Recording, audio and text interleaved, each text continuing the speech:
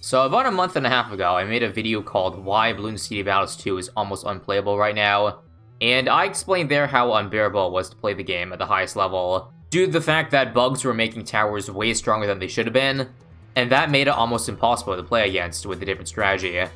Now, as you probably have known, after a long wait, Update 1.06 finally dropped, which fixed these bugs and balance issues about a few days ago, and on paper, the changes look great.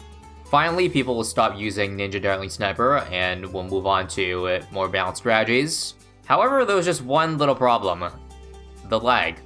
Somehow, the update made the server lag worse than it already was. And it was enough of an issue for NK to put out a quick hotfix 2 days after 1.06. 1.07, which its only fixes were to help the server issues. But somehow, that ended up being a lie, and the lag got even worse. So much so that wherever you go to find info, discussion about this game, you'll see nothing but complaints about the lag. Just constant posts and threads about how bad the lag is, constant disconnects, balloons not sending, inputs taking multiple seconds to register, and now everyone's wondering how this could have possibly happened. They had over a month to work on this update since being back from holiday, but somehow, it ended up being a worse experience. Now, apparently to my knowledge, 1.07 isn't a forced update, or rather, it hasn't been pushed out to every platform yet. So some people may be playing on 1.06, and perhaps that's why there's more lag, like if a 1.07 player matches against a 1.06. However, that's unconfirmed and just a guess by me. But it's honestly just really unfortunate, because if you take away the lag problem, everything else is fine. It's a great update.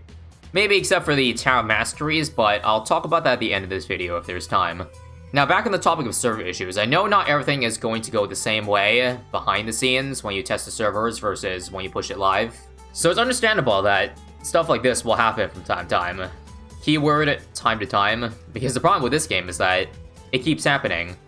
Every update, where they try to do right, it ends up doing more wrong. And I fully expect NK to work their tails off to fix these issues ASAP. But for a lot of the player base, people have already run out of patience, myself almost included. I think my patience with Battles 2 is helped by the fact that I still have BT6 to fall back on. That and, there's an update coming soon for it. But I can afford to take a little break from this game and come back when it's better. I already didn't play the game for almost 3 weeks, just because I had enough of playing Darling every game. And unfortunately, I still gotta wait a little bit longer than those 3 weeks. And I wish I didn't have to keep waiting so I could provide you with the best possible Battles 2 content. But unfortunately, with the way this game's been handled, there is nothing I can do but wait. I did play a few games in 1.07 here, as you see in the background, and personally, I don't think my experience was as bad as some people's, based on what I saw on Reddit. Some people were DCing at round 3, some people had insane input delay, but it looks like I didn't suffer the full wrath of these server issues. Maybe that's just because of small sample size, but my input delay at worst for some games was about 1 second, which is still really bad, don't get me wrong, but technically playable. Now, what wasn't playable is the fact that balloon sends weren't sending properly, smoothly. Like, you'll see that in some clips here, I'm trying to send constant purples, constant balloons for a rush, but it's coming out staggered.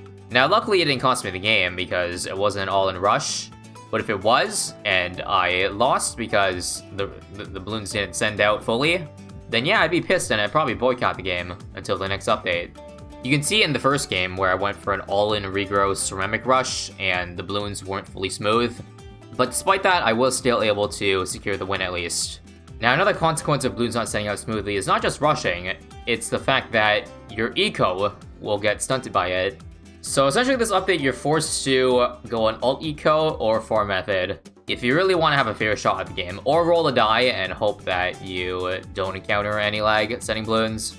I've noticed that this issue isn't as big of a problem in the early rounds, as in, the balloon sends haven't really been staggered up until at least, say, round 10, round 11.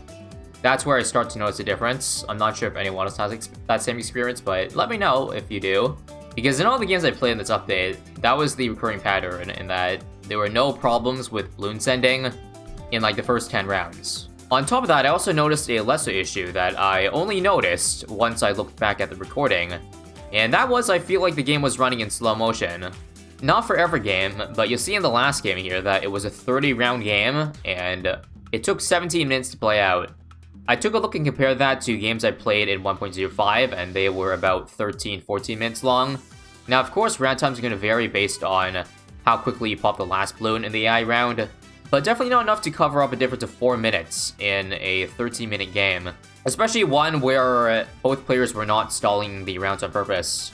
Basically, all I gotta say right now is that if you play this game, you're essentially rolling to die each game, as for whether or not you'll encounter major server lag. So it's up to you to decide whether or not it's worth playing to get those good games in, while having to deal with the bad and laggy games. Personally, I feel like I still had a lot of fun playing some of the games, especially the second one in this video.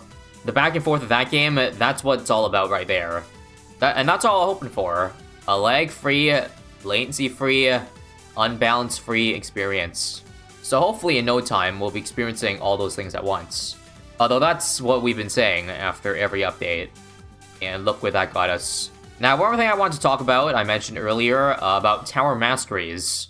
I did say this update was great aside from the lag, but some people may not agree with me because they saw that the Tower Masteries got upped by 10x this update. So you now gotta play 10 times the amount of games to get those cosmetics. Which personally isn't an awful thing if you ask me. The Masteries are already too cheap to begin with. The biggest problem was the fact that, you know, the tower unlocks were gated with XP. The upgrade unlocks are supposed to be fast, and the Tower Masteries are the ones that you're supposed to grind for. So the values they have now that they've 10x'd it, are what they should have been when the game got released.